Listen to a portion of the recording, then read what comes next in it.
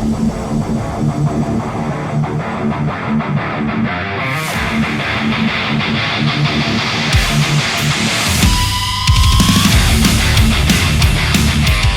everybody, it's Pooch Van Druten and Chris Rabold. What's up, everybody? We are, we're up to episode 13, Chris. 13, that's right. 13, our lucky number 13. Bound to suck. No, man, I mean, I've really had a lot of fun with this, and, you know, of course, we keep getting feedback about it, and we sure do appreciate it, guys. We hope that you guys enjoyed episode 12, where we talked about some questions that you had. I'm starting to enjoy all of the other people that are broadcasting out there. Have you seen some of these other guys doing webinars? And let's see, I saw Divins, and I saw who else did I see? Oh, I saw Vince Casamata and Jerry Rigby today. So yeah, there's some dudes out there doing stuff. I think it's good. Absolutely. I wanted to watch the one with Vince and Jay. You know, I see the ones, well, I see a ton. I wanted to watch some of the Robert Scoble stuff. And yeah, the lab is pretty cool. Like I've been checking that out. It's interesting. He's got high production value going on there. I see that. Oh yeah, well I have a microphone again this week. So. That's right. This time it's actually working. Yeah, we have microphones, and headphones. I see in headphones, and so I see. Register for your headphones, by the way. Shout out. Shout out. Hey, Gordon, where you at, bro? Man, here's the thing, Gordon. Here's what's going to happen, Gordon. We're going to give you like another 4 or 5 days, and then we're going to like have to pick another person because nobody's I mean, come on, dude. Like the second week guy, Andy, is receiving his headphones today. Yeah, nice work, Andy. Where are you, Gordon? Well, I'm sad for Gordon. Are you sad for Gordon? I hope Gordon's okay. I do too. I'm worried for Gordon's safety. So I've seen all these people. I've seen all the, there's ones that I legitimately want to watch because they're my peers or I want to learn. But I tell you what I have watched. What's that? I've been like sitting on the couch watching some guy in a language I don't speak working on some piece of gear I don't know. For some reason, I'm getting enthralled in those. Whoa. So you're not understanding what he's saying, but you're like... I'm just like, kind of weird. I'm just sitting there just like going, wait, what's he... I'm just listening. I'm like, that sounds fucking amazing. You know what I mean? I think that you're onto something. I'm going to start watching all the Digico stuff in Spanish. And I've watched some of that. Yeah. I've watched, there's a guy here, Chris, shout out to Chris, and I think he lives in Watkinsville or Bogart, somewhere near Athens, Georgia. He's got like an LV1 set up. And, man, I watched like a 20-minute video he did on his rig. So all of my peers I'm interested in, and all of the sort of super really G'd out stuff that I want to learn from, I'm interested in. But what I'm watching are these things I'm just like stumbling upon. So I know. All right. So that's an interesting point because I just wanted to tell everybody that, you know, the thing that Tater and I are doing on Tuesdays, there's a website for that. The Showmaker Symposium, go to Wrong End of the Snake. We are going to post a whole page that is audio resources. It's links that we all think are shit that you guys should be checking out and watching. And so I'm going to consult Chris on that as well. So you guys, there's literally going to be a list of like, 100 links of the things that we're kind of checking out and watching. And shout out to us. Like if we miss one, like if you guys are like watching something that we're not watching, let us know because man, I'm learning as much as I'm teaching right now. I think there's a lot of pressure on people right now too, because again, in our world of the online world, the social media world, you could come to believe that, you and I, for example, are sitting here with our headphones and our microphones talking audio all day long. I mean, that's not the case, but you're watching everyone seemingly be so active and so, and it's like, God, man, which is kind of cool because it gives you this feeling of I got to up my game. But, we got to realize that some of that is just in the moment what we are supposed to be seeing. And not everyone is studying and mixing 24 hours a day. It's okay if you're chilling or you should be taking time off, but it's cool. I've been talking to a lot of people and friends that are in the audio business, and are all like, man, I just wish I could be like in front of a console right now doing stuff.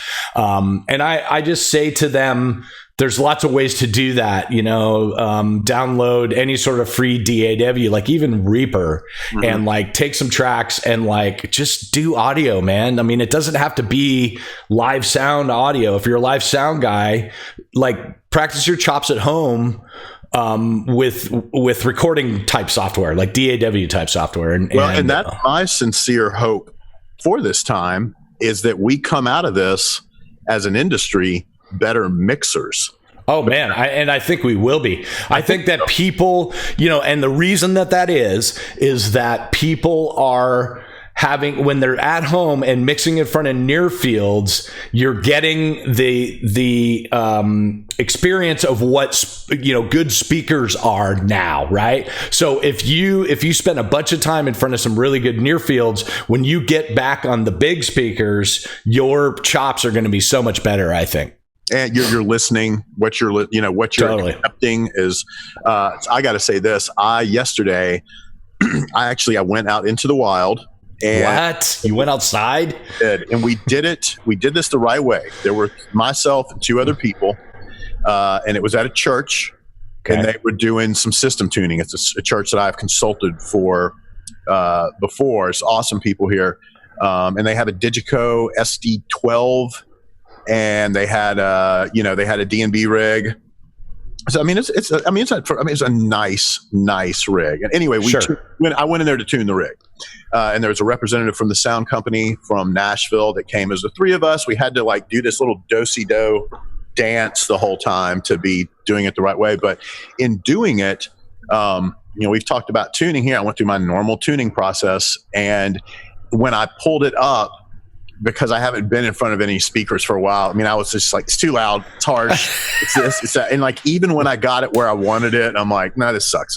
I was like, and then after a while, I'm like, no, this is live audio. This is, you're not in the cans anymore. You're not with a pair of near fields anymore. This is what live audio is. And then after a while, I just kind of fell back into it. And I got to tell you though, man, felt good just to kind of do it again. And it reminded me of how great it's going to be when we get to do it for real.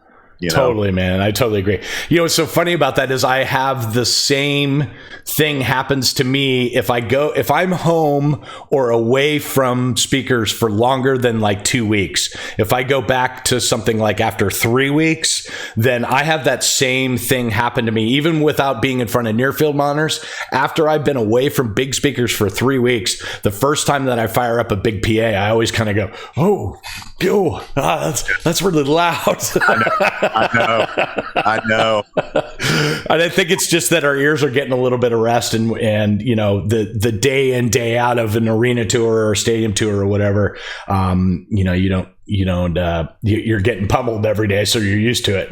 But as soon as you stop, I thought today that we might talk a little bit about some newer technologies and what are some of the things that you're using.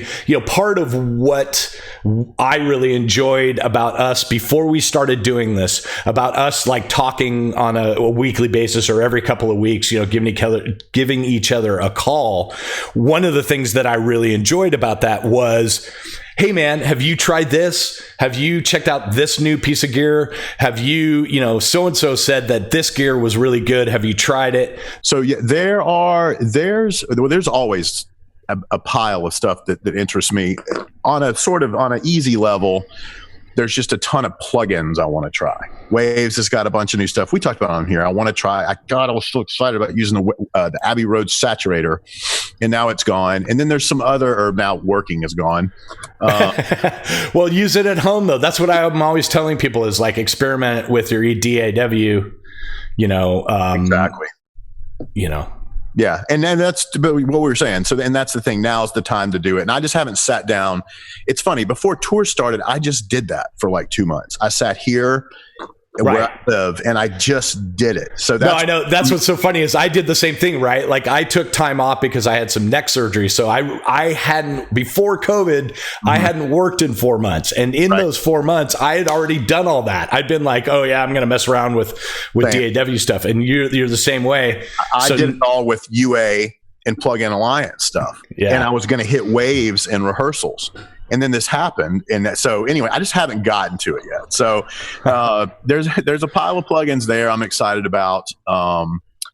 But then there's a lot. And I mean, just there's some hardware. I've mentioned it on here before, some stuff I was looking to, like the SSL Fusion is an outboard piece I wanted to mess with. And what's that about? Tell me what that is, because I don't even know what that is. It is, when it came out, I looked and I was like, new SSL. I'm like, that just looks really cheesy. And it's like it's their master bus sweetener. And it has all of the things that are in vogue right now, including a saturation circuit right at the front end. There is a transformer you can engage and take out. And from what I've heard online, the audio examples I've heard, usually with transformers, particularly if it's a modeled transformer sound, it often gets girthier, beefier, thicker. In this, what I heard, and that might be the case, what I've heard from the audio examples was things actually getting this like lift, this sheen to them. And that's what interested me. So, and this is it's an analog piece of gear, like a two space. It's like a 2-rack space thing. It's got a high and low shelving kind of thing. It's got something I have zero desire to use, which is an HF compressor. It basically has like I see how you could need that, but I don't mix that. If anything, I'm usually wanting to add air to my mixes. Yeah, me too. And like I want the mag, air top part of that. Yeah. Totally. Which, speaking of a great EQ, that's a great EQ. Yes, it is. God damn. I love that thing. And as far as plugins go, if you guys are in the UA world at all, if you've got Live Rack going or you're running Apollos or anything like that, please use that EQ. That is, dude, if nothing else, for that air function. Just the airband. Oh man, the airband is killing. Just that alone. Yeah. And then also on the Fusion is a section that does like widening. Right. And anyway, I looked at it. I was super skeptical of it when it came out, and I've since heard really good things about it. Jim Ebden bought one, and he loves it. He was telling me about it, and I run into some studio cats that dig it. So there's stuff like that. And really, if I were to start thinking about all the analog stuff I'm excited about, we could be here for a while. So there's plugins, there's hardware, there's this and that. But I'm really excited about some stuff that I haven't used at all. One of them is, and it came up here, is the ability to use native plugins live. Yes. And there's a lot of different ways to do that now, or there are several different options. Looking into that really appeals to me. That leads you down the path of, how am I getting to it? So then you start getting into, what's the interface? What's the time of the interface?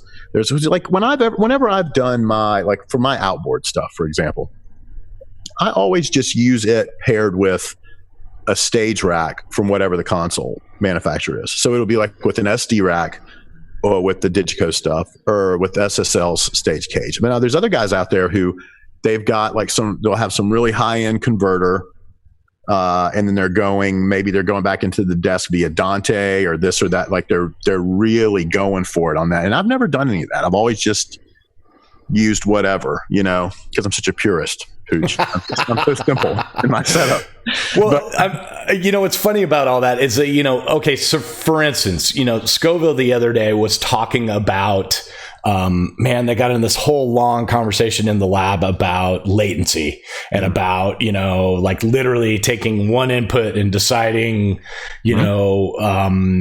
to line it up with all this other stuff, and I get it. I get that latency is, something that we should be concerned with. And especially nowadays with everybody throwing, all kinds of stuff. Like if you're in a situation like you or me, where we have combinations of different platforms and networks happening, like if you're using universal audio and waves, with different latency times and all that kind of stuff, then I start to see where it could get a little bit crazy.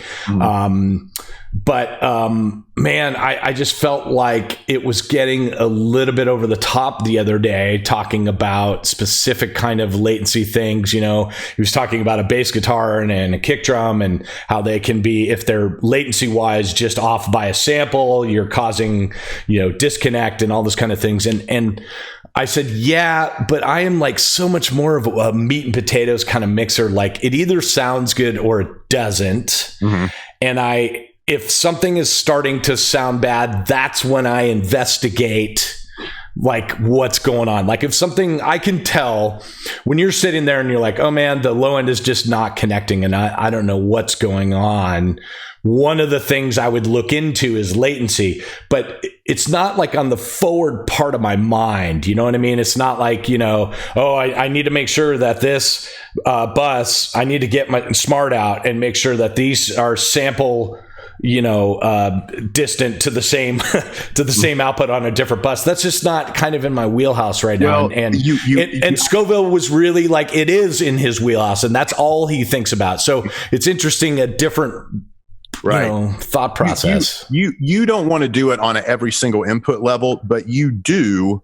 You know, for you, like with your, you know, you make a point to load the same plugins and not rely Correct. on. So you're doing it at where it's an obvious. It's going to be obvious there. I'll tell you where I do it. And so it's tangent time here. I had a guy call me the other day and he asked me that question. He's like, how do you keep everything in time? Right. And this is what I said. I do this. I despise the fact that we can't. I want to be in Pro Tools. I want to be in the box. I want it to all be compensated there and boom, and then off we go, you know? Yeah. But we're not. And so it is a pain in the ass. But what I do as to not drive myself crazy is I will make sure that like sources are lined up with like sources. Correct. In other words, you know, if there's processing on my snare drum, the overheads are compensated in time, but I don't line the snare. I don't make them match. I just, I do make a point to know what the latency is through any of my plugin servers, through the IO of the desk, you know, analog. I'll know what those times are. And I will, if it's something that's going to sum, I need them to all move together. Yeah. But I wouldn't sweat if there's suddenly 0.62 milliseconds, which is what at 96K it is to get in and out of a Digico SD rack. If you had an outboard thing, you've now incurred 0.62 milliseconds. Yes. I'm not then going to go add 0.62 milliseconds to my whole session. I could, but I know there are 7 billion. You know, so you know what I'm saying, and that's what I totally get it. I totally get it. But you know, on the flip side of it, like, that's totally true. And I work in the same way. I am not that guy that's like, oh, okay, the round trip on the hardware is this, so I need to add this up. The big glaring latency things I stay away from or I fix, right? So any sort of my buses that are like, you know, maybe not going through a waves thing and going to two different outputs, those need to get aligned. You know what I mean?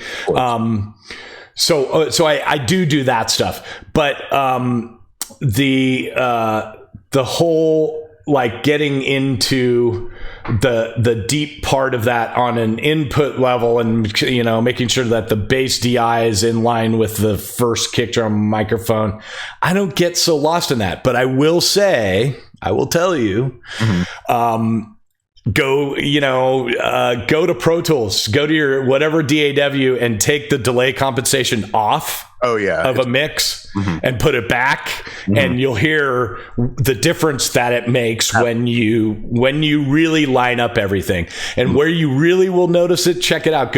If you own LV1, which is a super clean box, in the preferences section there, you can make your mixer be DSP optimized or everything lined up.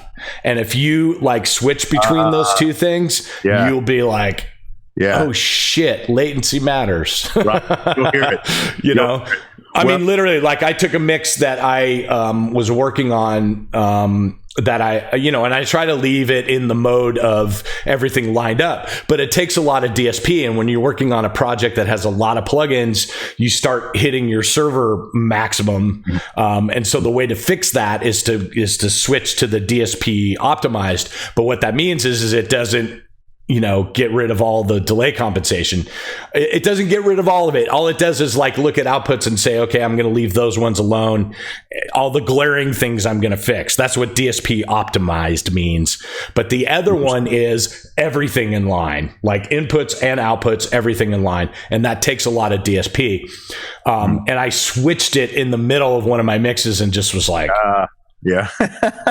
What the fuck is happening? Right. And you're probably hearing like bass mic and bass guitar suddenly, and shifting. Yeah. So again, and I think we're both saying the same thing. Like, of course I'm compensating for like sources. Of course. Am I doing it across the board? And you can get lost in math too. We pulled up when we did we put up our sessions not too long ago for the automation one. Yeah. We did.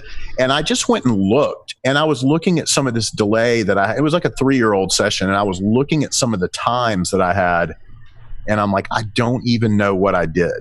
And it was because I had an E kick lined up to 2 an in and an out kick, but those kicks had plugins on them. So they had incurred time. And there was this SAT question of how do you make, and then they went to a bus. Yes. And so I know I did it right, but looking at it, I have no idea how I did it. But again, those were like sources. So I did line those, but am I going to do that on every single input? No, I'm not. Plus that math is going to change as your session inevitably changes, Yeah, for sure. But anyway, the mood listen, I'm not slagging off Schofield at all. I think he's brilliant, and I think he comes up with some really cool things. And I think his point was that latency is important, and I get that. Yeah. I just felt like it was going down this weird rabbit hole that was like, wow, like maybe more really? You would care to go down. Yeah. There again, just goes to show different strokes. I know. Well, I mean, that's just it. We talk about this all the time. The difference is, you and I have different workflows, and certainly Robert has a different workflow than I do.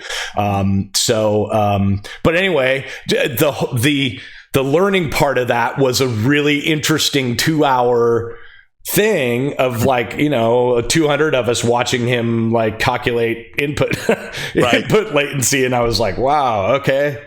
It made me think about it, which was cool. And I think that's what all these things that are online should do, is make you think about doing things. Anyway, sorry we traveled down that weird latency path, but I mean, hey, whatever. To finish the thought of, what are some new things that I'm excited about, to finish that thought about native plugin servers, there again, my big apprehension is it's another level of latency. How do I work it? It's a different form of latency, it's a different time altogether. How do I work that in? And then it gets into what's the most reliable, what's the fastest. It's just, there's a number of things that need to be vetted before I make this leap. But it is something that I'm super excited about, is the ability. And I've had a few people reach out to me lately that know that I'm into this. They're like, hey, can I help? So it's out there. So that's one. I've got a few other things that come to mind, but I'll leave it there right now just to kind of get your take on some things. But right now, one of the things there's 2 things I'm most excited about. That's one of them, is native plugin servers. I totally agree. And you know what the other flip side of this is, all you guys out there, basically in live sound, there are 2 plugin hosts that everyone's using. One's SoundGrid and one is the Universal Audio host. Those are both being used pretty widely. It wouldn't take much for other plugin manufacturers to play nice with either one of those hosts. They'd have to rewrite some code for their plugins, but in general, it would be a pretty easy thing.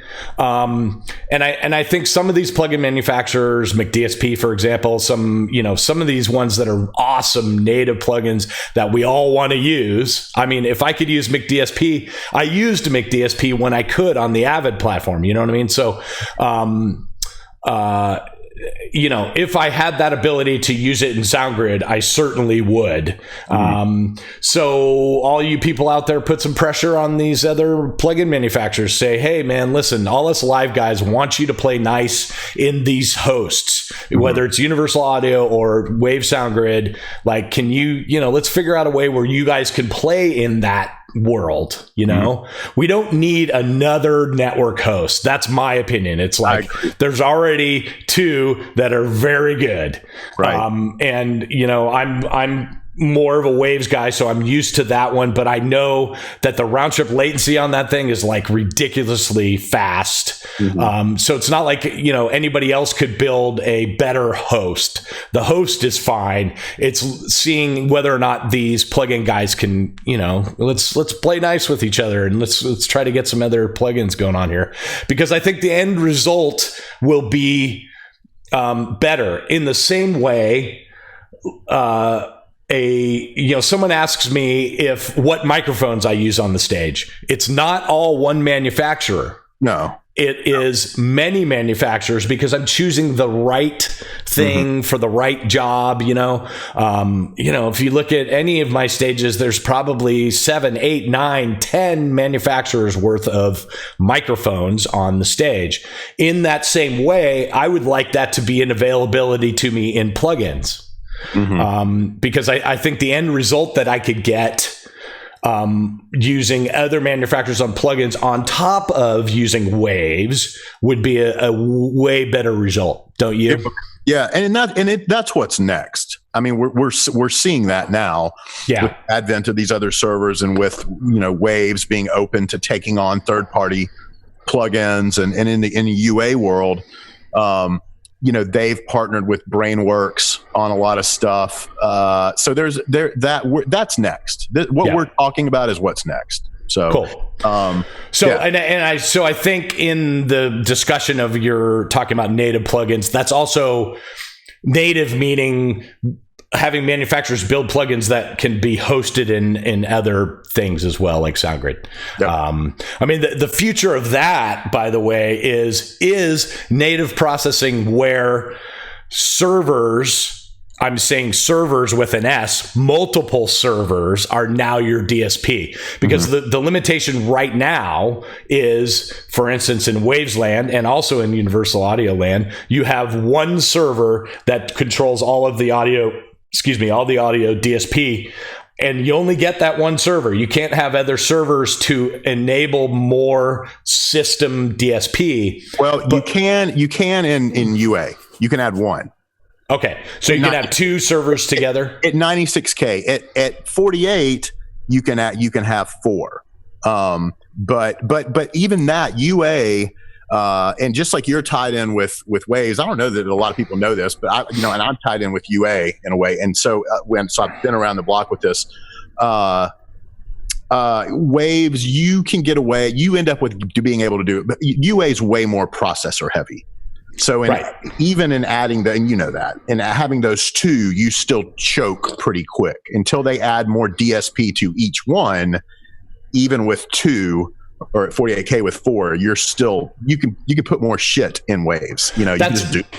That's interesting to me that they have the ability to share, but don't make it more than two. There's got to be a reason for that, and I don't know. Something. Well, they tout it as you can add up to four, and I think that was assuming everyone was staying at 48.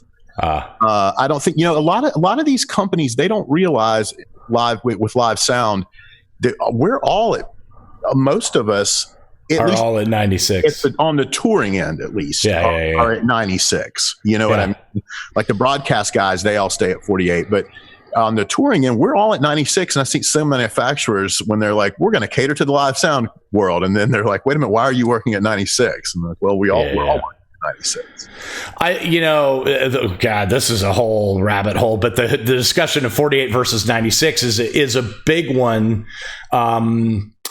Because it's not just about those two sampling rates when you have this discussion. It's about what the oversampling is. It's about there's all kinds of things that are involved in that, right? So Digico, for example, the front end of their sampling is 192K, and then they down sample to either 96 or 48. And the reason is to get rid of this whole thing called oversampling. And there's a bunch of other reasons.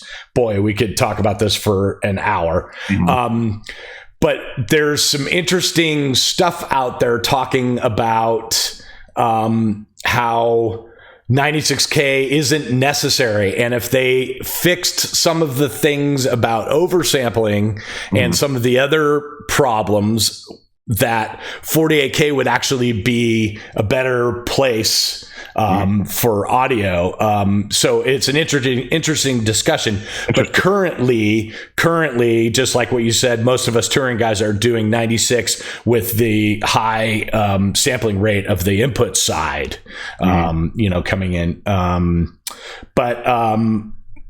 Boy, would it be a lot easier if we could work at 48 if it sounded as good. Right. Just because everything gets doubled. Anyway, just back quickly to the whole waves thing. I mean, I know coming soon they are going to be able to, and this is not me saying, hey, next week we're going to have 2 servers with waves. I'm not making an announcement. Let me make that clear. I just know that that's the next evolution of where plugins are going to go, is someone is going to be able to figure out a way to have, hey, if I put 6 servers in a rack, now you've got enough DSP, just like you would in native recording guys land. Like last night, I was watching a friend of mine that I went to Berklee College of Music with. His name is Ken Lewis, and he is an amazing producer and engineer. And he's got like 99 credits on gold and platinum records, and he's been nominated for like 8 Grammys. And he works with Drake and Lady Gaga and Kanye, and he's a huge engineer. And he was showing a bunch of stuff on one of his webinars, and was basically, someone asked him, well, if you had to make some choices on this or that, what would you do? And his answer was pretty much like, well, I have so much DSP that I don't make those choices. You know what I mean? So like he's in a situation, just like some of us are, in the sense of we're blessed to work with the best gear. And so literally in his native world, I don't know how many cards he had or what he had going on, but literally he's like, I don't run out of DSP. Yeah. It's not a problem. It's not a problem. Right. That's recording land. That's coming soon, I think, to live land. I think that we are going to be in a situation where, like I said, we can have, not only way faster things in smaller packages. It's already happening. You look at the Wave server, that's a half rack server. Now, cool. You can have 2 extreme servers in 2 spaces. But coming soon is going to be single, and then 6 of those, you know what I mean? All working together, not in redundancy, all working together to give you massive amounts of DSP. And I think along with that will come all of these native plugins things. Yeah. It's coming for sure. Real quick, on a big show, what does your CPU usage look like on Wave? It's so funny. It's because it's funny. People always say to me, "Oh, you're the plugin guy," But I mean, dude, you look at my sound grid rack, and even on like Justin Bieber, for instance, which was how many inputs? I don't know, 110 or 120 inputs, a bunch. I think I was only still using like 30 racks or something. I definitely wasn't using 64. And each one of those racks had maybe 2 plugins in them.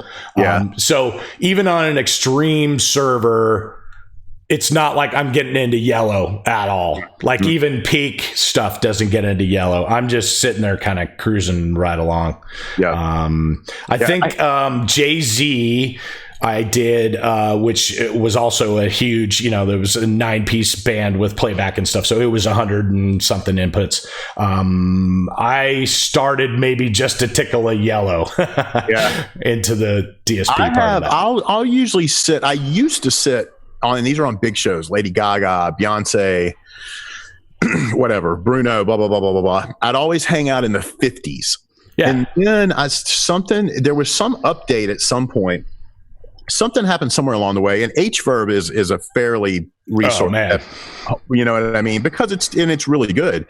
But the same H-Verb I had used for a while, suddenly I would go from like 52 to 73. Oh wow! All the time, and it bugged me out all the time. And I'm like, "What is this? I don't like." I'm like, I know everything's fine, but I don't like seeing it go up there. I totally understand. I know of guys, I hear of people all the time that they're in the 90s, percentile, that they're just choking the fucking thing. Now in the UA world, I'm in the 80s all the time. There's only 4 chips per. It runs, and it's DSP heavy plugs. It's super DSP heavy plugs. I know that. Just something we should point out, and I think this is true for Universal Audio too, but I know it's true for Waves.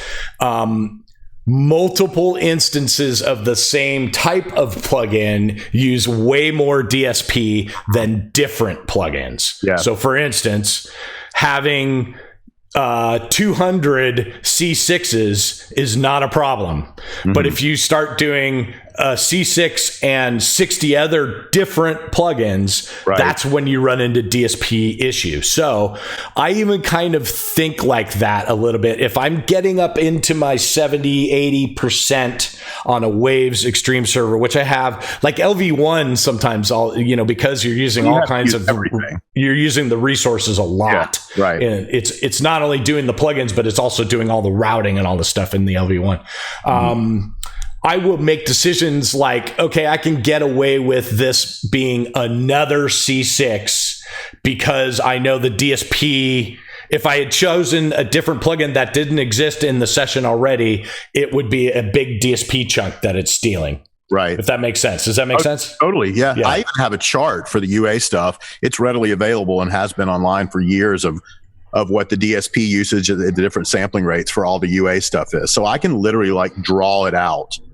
Because you can only build your chains can, in Waves, you could stack 8 of those things and probably fine. And you can, unless it is just you have one single rack and you are using the most basic plugs you could choose on UA, you can only go so far in the chain before it'll choke. And it won't choke the whole system.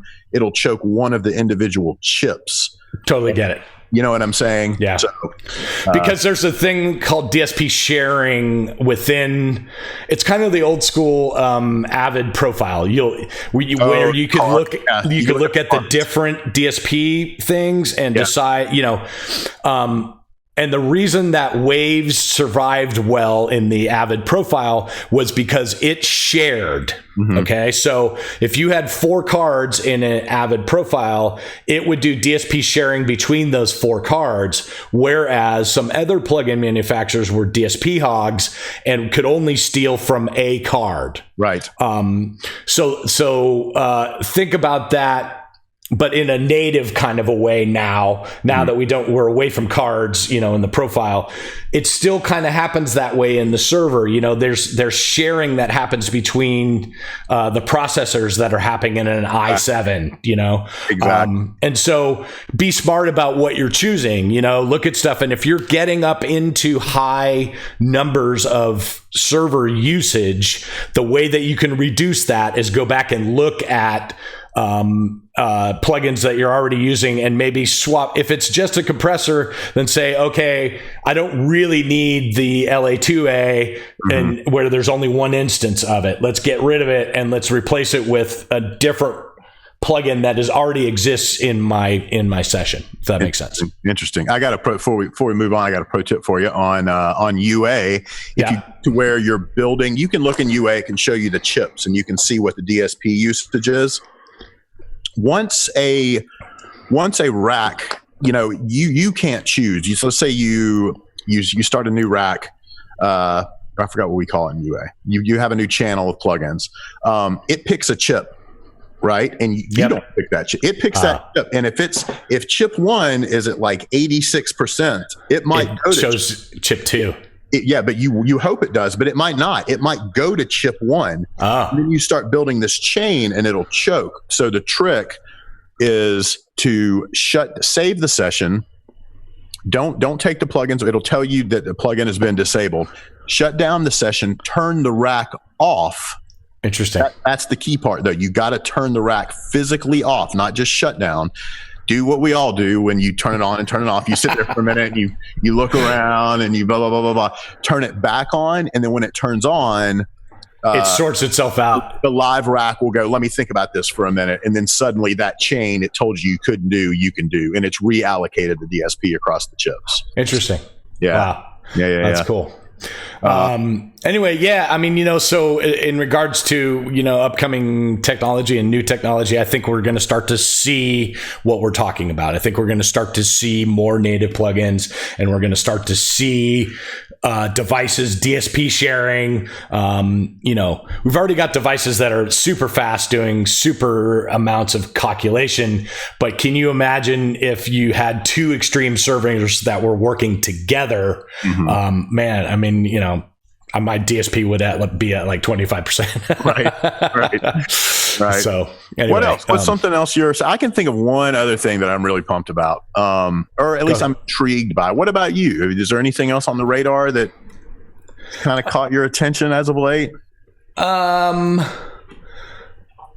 think that everybody is talking about immersive audio. Yeah. Okay. And immersive audio is really interesting to me as an audio professional. Like, I don't know if you've gotten a chance to do the demo. Have you seen like a demo of like Lisa? I started a tour actually, and then it canceled. I was doing yeah. And then wow. So tell me about that. Tell me. We started, and also this plays into my feelings on immersive audio as a whole. But that particular one was going to be on Elisa. It was going to be an L Acoustics thing, and it was Britney Spears last year. I was going to set it up, turn it over, right off into the sunset kind of deal. Cool. And then it canceled. But did she implode? What happened? She did. She pulled a Britney Spears. Got it. You know what I mean? Like the production manager couldn't finish telling me it was canceled before I was like, okay, I understand. I mean, I was like, of course it is. You know what I mean? Of course it is. I was in LA. No one else was working on it other than him and myself as far as like crew people. You know what I mean? And I literally was like, all right, cool. Well, I'm in LA for a few more days and then I'm out of here. All right. I was in the studio with her MD and we were putting it together. But and I had been out to their office, the L Acoustics office in Westlake, and they've got like a small mock-up of it set up and everything. And so, but and then it went away. But it was, and this is kind of okay, I'm into it too. I mean, who's not as an audio geek? As an audio geek, it's cool as hell. I'm like, wow, how could you not be interested in it? My own personal feelings on it are, it's twofold. Politically, in that instance, I didn't ask to use it. Interesting. And in a number of its early outings, it's been situations where none of the engineers early on were asking for it. It was pushed onto them where companies were approaching artists or designers or this and that. And the next thing you know, you as a mixer, like for that Britney show, for example, it was in the same room that we do the Bruno residency. That's a really, really, really shitty room. It's very difficult. So my job's hard enough in and of itself. When I walk in the door, when I go, yes, I will take that job, and I will bring with me my skill set and all the tools that I believe in strongly. Yeah. And then you walk in and someone goes, but you've got to use this, and you've got to do this, and you've got to do that. And that, to me, that's just a bad way to be. Essentially someone was making me use it. And every other engineer that was in the room, whose acts were coming through that same room, they too were being forced to use it through management, and you know what I mean? And then, well, I don't know if you remember, I'm sure you remember, there was a period where speaker manufacturers in general kind of ruled the world, and they were going after production managers. Like they weren't even, not consulting engineers, going straight after band management and production managers. Yes. And there was about a 10-year period that was happening. Mm-hmm. And boy, I got pissed sometimes because I would literally like walk into a situation where it was a manufacturer that I was not really happy about using. I mean, that's bad enough if it's a PA you don't want, let alone, and here's the second part of that, let alone if it is a way of mixing. Right. That's not your choice. And that's my thing with it. As much as time as we've spent talking about what I call the pre-bake. In other words, the way we bus things and group things en route to the stereo bus so that we put our little touches and squeezes and this and that on there. You can only do so much of that in immersive audio. You can only do so much busing internally and then still be able to use the technology to its full. Totally get it. You know what I'm saying? You have to take individual sources and put them here. So my toms group can't work like a neat tom thing all over, because that's now I can't do my stereo thing, my drum groups that I do, and overall bus processing, compression, which we both say, well, we do so much en route to it that when we get there, we're not doing a ton, but what we're doing matters. We can't do that anymore.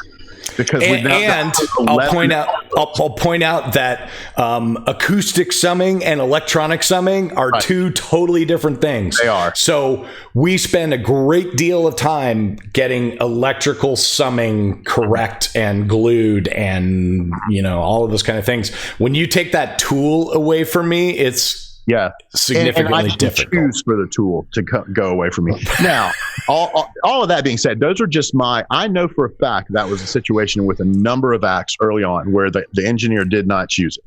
But I do know there are other people and I'm Lord with Philip Harvey. Philip, I haven't seen you in 20 years, but I remember you as an amazing engineer. I'm sure you're still an amazing engineer. And I know he's a big proponent of it. Cool. So there's guys that are choosing it, that are using it, I'm assuming he chose it. I know he's a big proponent of it, a big fan of it. I heard Mark Knopfler sounded really good on it. Right. I think that was Elisa as well. I know DMB has theirs. So there's guys I know for a fact, I saw a number of people that it was forced on them. And then when they got the chance, fucking bailed. You know what I mean? I totally know what you mean. The thing that is the weirdest part about this conversation is that the manufacturers are going after production managers and management and band members and taking them to demos and saying how cool this is. But then it's got to be a hard sell, because think of it, you have to have twice as many trucks, twice as many people. It's twice as many points. I mean, I don't know about you, but the production managers that I work for would look at, even if it wasn't me trying to sell this to them, even if this was a manufacturer selling this to them, I know the production managers that I work for would look at, somebody and just be like, twice as many trucks? What are you talking about? Right. Yeah. With, three more riggers, Yes, earlier call. Now, mind you, and you think about the situation that I mentioned, that is a more realistic one where it was an install. Right. That would work. But on a day in, day out basis, these tours that we've been talking to people about for a while, as we've been making these videos, man, there is barely enough time in the day. A lot of times, sometimes some of those tours we've mentioned, I know you said on Travis Scott, you weren't getting the PA until doors or whatever it was. I think if that. The first show that I did, which was the fourth show of the tour, I think doors opened at 9:30.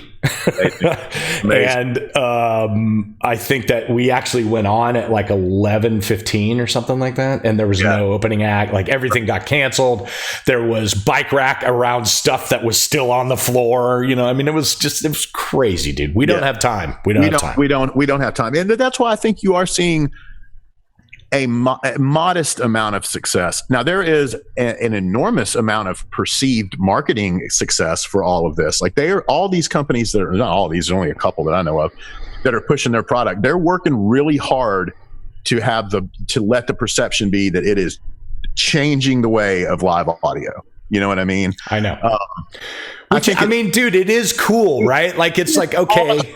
We're going to catch shit for this. Guys, I love you guys. And my favorite PA manufacturer out there is leading the way. I personally, if it's my choice, and if I take reality into it and the tours that I'm doing, it's not practical. Now, would that Britney Spears thing would have been amazing. It was going to be a band in the box, Like, but we're literally, I was going to have all discrete sources. I mean, I would have had, it would have been like mixing, but the sources would never have changed. So, I mean, I could have made and you were building in the studio, right? Like building it in the studio with them. It would have been audio porn, you know? Cool. So that would have been a good one. But if you take me out, and okay, here's another thing. We talk about if you're working with an act where the board mix matters. Yeah. I mean, I sit around making a TV mix that also, like, for months with Bruno Mars. Right. He doesn't want to hear that I had to remix it in 2 weeks before. Take all the stems and like put them all back together.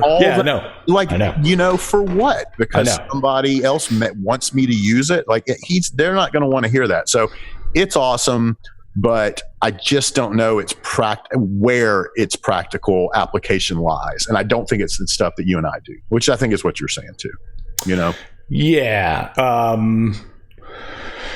Anyway, I mean, I just think that it may have a place, and I think it has kind of found a place, but I really don't see it as being, you know, something that's going to be, you know, worldwide touring. Yeah. You know, I mean, I'm the same way, dude. I have tons of friends at that same manufacturer and at other manufacturers that are trying this as well. I love their gear, but I just don't, this technology, for the artists that I work for, like, there's no way that Iron Maiden is going to take a Lisa system out, because it just doesn't make sense. You know what I mean? Yeah. It's like, it's a rock band that, like, they want it, you know, loud and proud coming out of left and right. That's what they want, you know? Yeah. Anyway, I just think, as in this discussion of newer technologies, that's something that should be totally brought up, just in the things that's going on. And if it's asked of either one of us, I'm sure we'll go out and. Listen, hey, if someone said you're using this, I would say, okay. And that's what I did. Figure it out. Yeah. You know, the Britney thing, I kicked and screamed for a while. I let every person know that I spoke to, hey, I want to make it clear, I didn't ask for this. Now I'm having to redo the way I do my job. Right. I'm just letting you know. And then I got over that. I got it out, and I let everyone know, I want you to know how I feel. If I don't say it now, it's going to be sitting inside me forever. And once I got it out, I was like, all right, goddamn. All right. How do we do Here we go. What are we going to do? Yeah. I mean, that's honestly the way. I mean, you know, it's the same question, like, you know, when I get paid to make it sound good on whatever, right? When I show up to a church and they got PA on a stick, I'll find a way, right, to do the best that I can to make it sound the best that I can. And that's the same with any piece of technology. It's like, it's just our jobs to make it sound good on whatever's given to us, whatever tools we're given. I am interested in a newer technology that's kind of happening within some plugins. Not to take us back into plugin world, but I am the guy that fucking, you know, mixes in the box all the time. But there's a bunch of manufacturers that are doing some plugin stuff that are almost like auto mastering. Have you seen Isotope makes this thing called it's called something 8 and 9. 9 is the latest version. Yeah, Ozone. Yeah. So it's incredible. Yeah. So you know, the technology of that, though, is really interesting, right? Like, if you guys haven't messed around with that, probably haven't, because it's a native plugin. You know, we don't really use it in much of live sound, but you know, it's basically like a sample button, right? Like, you play your mix through it, you say, hey, you know, check out my mix, and then it does all kinds of compression, EQ, and whatever decisions. Isotope is black magic. It is black magic. Sold their souls to something, because it is, the shit they can do is truly amazing. That plugin being one of them, and some of their little fixer things are just, can you imagine having Isotope? Now, they're huge. You talk about incurring a lot of latency. They would work for us at front of house. I mean, we could, right. But that, that really taxes on. But that's exactly what I'm talking about. The ability to use that live. Totally. And so another one is called Soothe, I think. It's another company. Yeah. That's it. So anyway, those kind of tools are I gotta things stop. That you are My brother. That is one of the ones too. When I saw that, Black Magic. It's fucking Black Magic. I listened to some demos. I'm like, have you heard of Soothe? He's like, dude, it's like, I don't know. Everybody loves that. And they have like Soothe 2 now, which is like, oh my God. It's like, dude, it's crazy. Yeah. But those things are to me are this cutting edge of technology, that where I think we're headed, right? If you could, design a plugin or whatever, what would be the thing that you would want to see happen? And my kind of futuristic view of what would be so rad in our world is, what if we could build a plugin that had presets, but presets specific to the thing that's going through it. Mm-hmm. So for instance, the same way that, Ozone is Black Magic in your mix, what if you had that on your kick drum, mm-hmm. and you said sample for a minute and it listened to your kick drum and then did suggestions about compression and EQ and whatever to a specific input. Do you know what I mean? I do. I'm trying to think of what I was thinking of a phrase that would, sorry, keep going. Yes. The wheels. So to me, it's kind of like a custom preset, right? That is,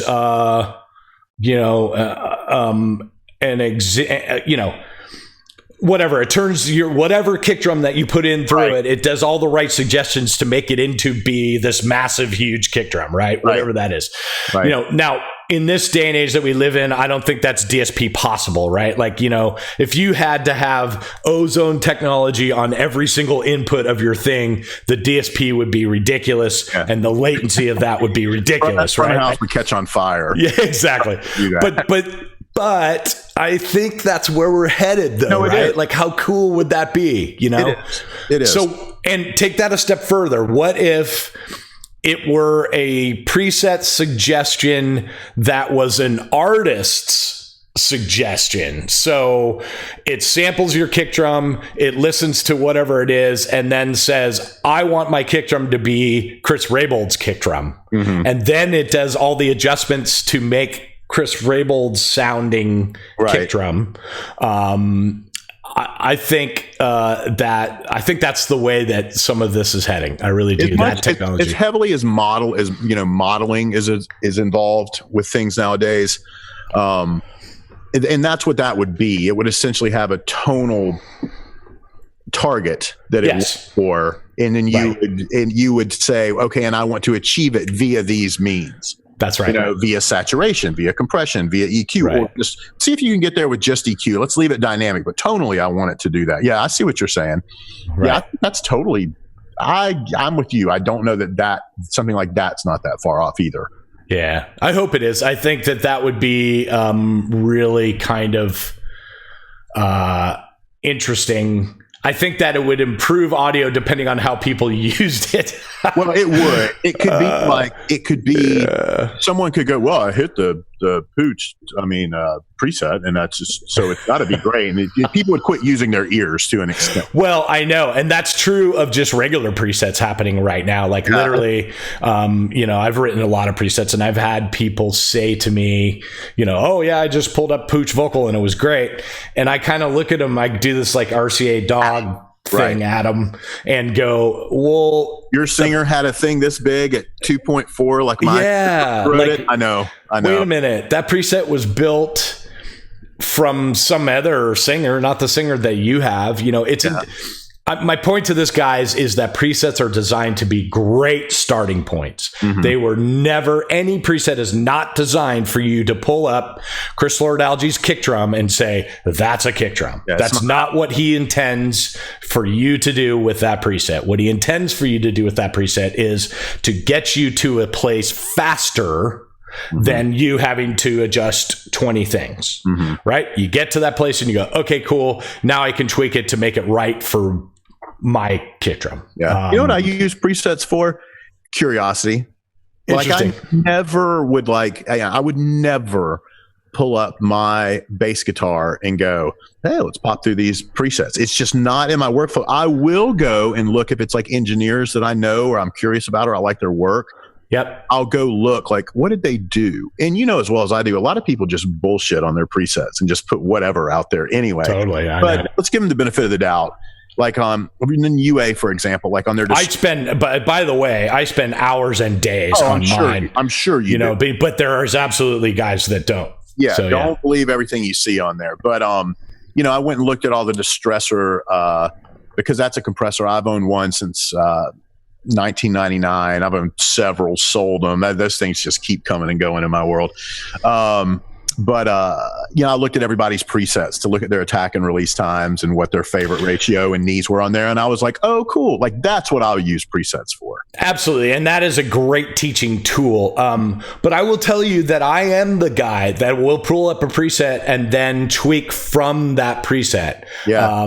I have a bunch of presets that if I start in a situation where, okay, generally when I build a session, I'm putting in my presets that I've built over the years into the plugin chains that I'm doing.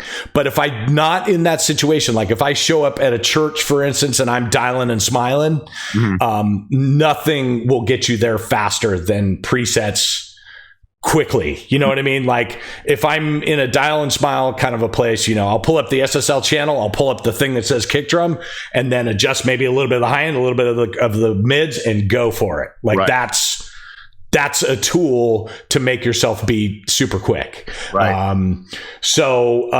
Absolutely, presets are like really important, but you can use them in all kinds of different ways. Like what you said, you know, just looking to see what really famous dudes do is very interesting. Yeah. Yeah. Outside of you, I have two other super close audio counterparts. I mean, I have a million, but the closest to me, two of them are studio guys. And, one of them, man, he lives on he's all about presets. He loves presets, and he's got a lot of Grammys, and he uses it to his advantage. He just, you know. I mean, I'm telling you guys, the reason that Jack Joseph Puig is who he is because his chains of things sound amazing, and the presets that he builds for his chains are amazing. So if that's all you did was pull up Jack Joseph Puig Artist Series plugin and then used one of his presets and didn't touch a thing, you'd have something kind of pretty close, probably. Yeah. Yep. Anyway, we're getting at the end here. Those are just some newer technologies. Do you have anything speed round here at the end? Speed round. I just want to mention the advent of using Rupert Neve Designs has a thing where it's a preamp. I think it's an 8-channel preamp that also has conversion in it. And guys are now taking that Dante, using a bunch of those. Yeah. Audio has one. And if there's not one that's already kind of pre-made, you can make your own now, where I could choose a bunch of API pre's that I want to use, take them into some Burl converters, and then hit whatever, get it into Dante, and use that as my stage rack. That too is ripe with the ability for shit to go wrong. Yes. But I like it. I dig it. I love the idea of not using stock pre's if we can. Interesting. I'm really, really, really into that. Really into that. In fact, I don't know which one I'm going to do first. Some sort of native plugin processing or something on that end, something like that. Maybe not my whole chain, but something like that. Yeah. You know, I think in general, and this is not me telling anything out of school with console manufacturers, is the weak links in consoles in general are the front end and the summing. So those are two things that are always like, how can I make them better? And that's why, you know, guys are going to acoustic summing of stems, because we all kind of feel like that maybe, you know, doing some summing outboard is maybe helping the glue of everything that's happening. That's one kind of tool. And then the other tool is, you know, and I've spoken about this before, I love Digico, and part of what I love about Digico is their front end, their mic pre's that are super transparent, but there are some things that I want to be colored on the front end part of this. And so that technology, combined with some of the cleaner like the combination of that is probably something I'm gonna head towards as well. And that Rupert Neve thing looks really cool. I don't know about the Burl thing, but that Rupert Neve one looks really interesting. Yeah. So. Yeah. All right. Well, thanks a lot, guys. Thanks for tuning in. We went to a bunch of things about some newer technologies. Just write in the comments a little bit, and we'll try to have some more Q&A stuff. We really enjoyed that as well. And thanks for tuning in. We appreciate you. See you, everybody.